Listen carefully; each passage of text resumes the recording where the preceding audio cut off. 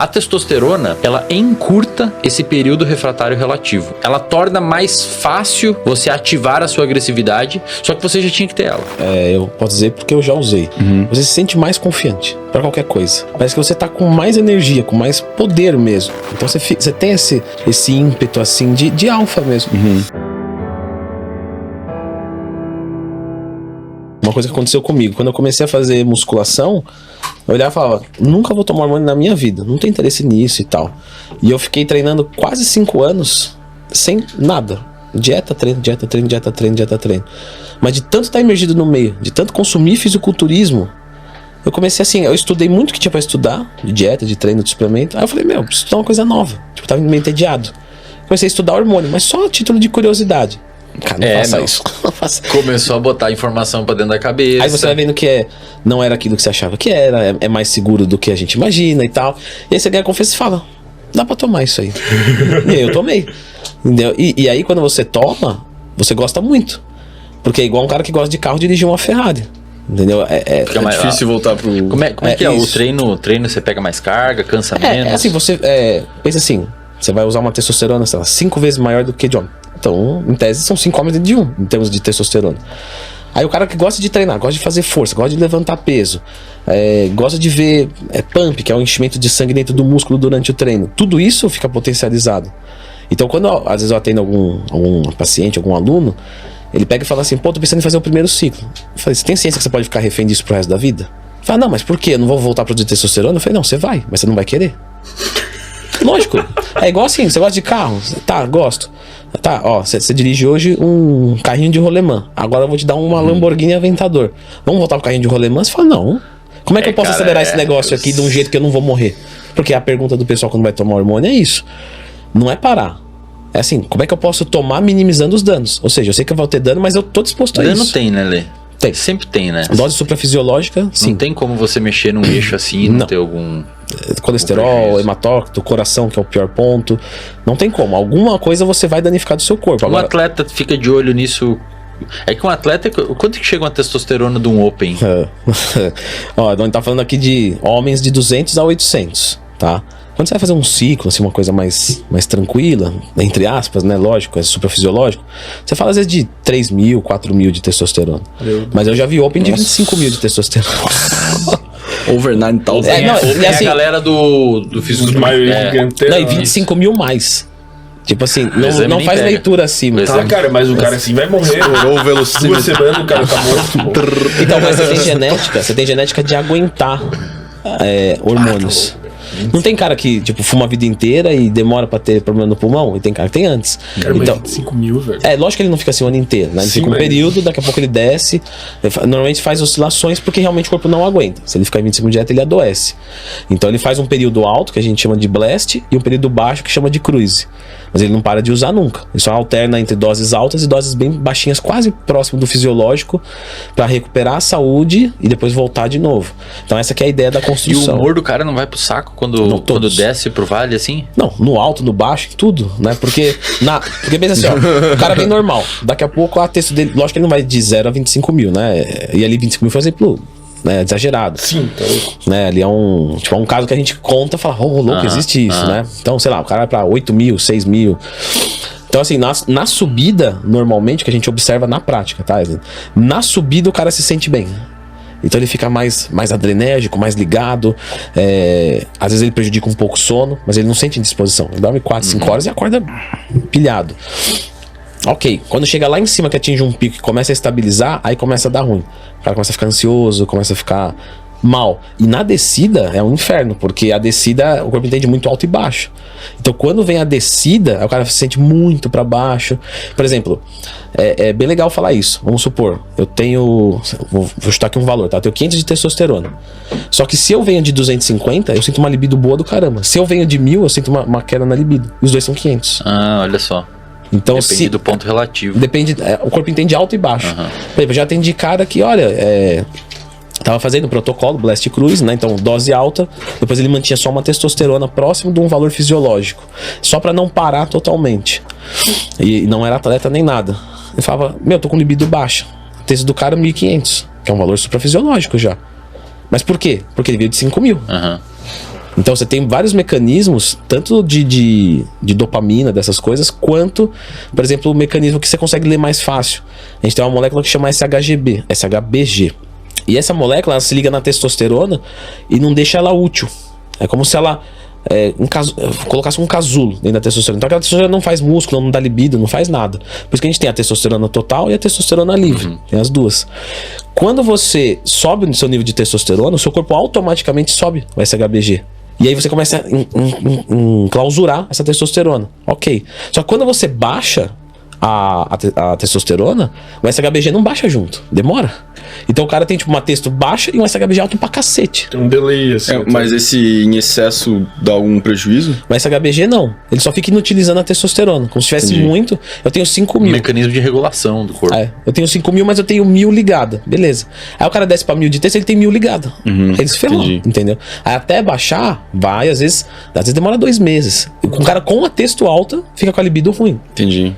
Então assim, não tá sendo utilizado. É Pô, bem mas aí o humor deve mexer, né? Porque fica mais deprimido. Eu tô estudando mais hormônio, agora efeito do hormônio no comportamento. E aí esse tempo eu li um artigo sobre essa ideia que as pessoas têm de que testosterona causa agressividade, né? Não é bem verdade. Eu li um artigo, na realidade, que a testosterona, ela pensa assim, ó, existe uma região do seu cérebro chamada de amígdala cerebral, que é onde você detecta perigo e dispara a resposta de medo, que muitas vezes é traduzida em forma de agressividade. Para existir a comunicação química de um neurônio com outro, o neurônio usa eletricidade. Então a gente tem eletricidade dentro do cérebro, a mesma que tem na tomada aqui. Só que a gente chama isso de potencial de ação. Isso. Potencial de ação é o nome é uma porcaria, não sei por que botaram esse nome. Quando ocorre esse potencial de ação, significa que em algum momento, algum estímulo específico, sei lá, toque na pele, um som entra no ouvido, a luz entra no olho, o ambiente de alguma forma modifica essa concentração de íons, gerando potencial de ação no seu cérebro. Para que os neurônios sejam ativados e a região do cérebro faça determinada coisa, precisa existir esse potencial de ação. Só que esse potencial de ação, ele acontece, é um gráfico que sobe assim, desce, na descida ele desce um pouquinho abaixo do que ele estava antes, e depois ele volta ao basal de novo para existir outro potencial de ação. Olha que interessante. Quando está na subida, ou seja, quando o neurônio está ligando, você não pode ligar ele 2 vezes no mesmo tempo. Só que pensa assim, você desligou a luz, ou seja, você desligou o neurônio, ele entra num período chamado de período refratário relativo.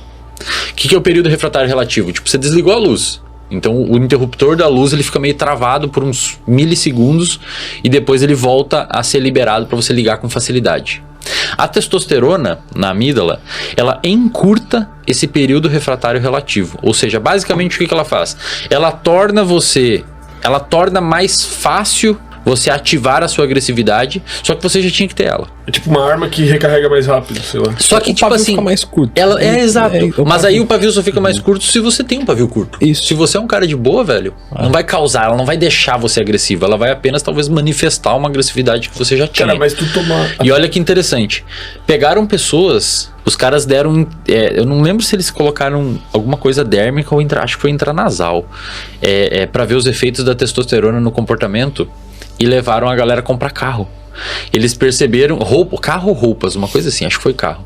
Eles perceberam que a galera que você administrava mais testosterona tinha uma tendência de comprar carros mais caros. E eles fizeram isso também com pessoas que estavam fazendo filantropia. Filantropia, quem estava doando dinheiro. E eles perceberam que quem você injetava testosterona tendiam a doar mais dinheiro. Então a conclusão hoje da galera que estuda comportamento, a testosterona no comportamento parece ter um papel de manter a sua hierarquia social, independentemente do que for essa hierarquia social. Pode ser por meio da agressividade, pode ser por meio de doação de dinheiro. Se você pega, por exemplo, em macacos de zoológico, os macaquinhos eles sempre têm uma hierarquia formada. Então tem o alfa, o líder, o 1, o 2, o 3, o 4, o 5, o 6, o 7, o 8, o 9. Se você bota 10 macacos, vai ter o 10 apanha para todos os outros, o 9 apanha de todos os outros, mas bate no 10, e o 1 não apanha de ninguém, mas bate de todos os outros. Eles formam uma hierarquia. Então, se você bota o 8, o 9 e o 10 num lugar e dá comida para eles, o 8 é o que vai comer primeiro, porque é o primeiro da hierarquia. E assim sucessivamente. Digamos que a gente pegue o macaco número 4 e encha ele de testosterona. Então o macaco já é um pouco mais agressivo, se for principalmente um chimpanzé, alguma coisa assim. Que eles são um pouquinho mais agressivos. Então, ou seja, ele já tem um comportamento agressivo. selvagem. Então ele não é que tá causando agressividade, vai amplificar a que ele já tem. Mas olha que interessante. O macaco 4 não vai bater no 3. Ele vai ficar mais agressivo com 5.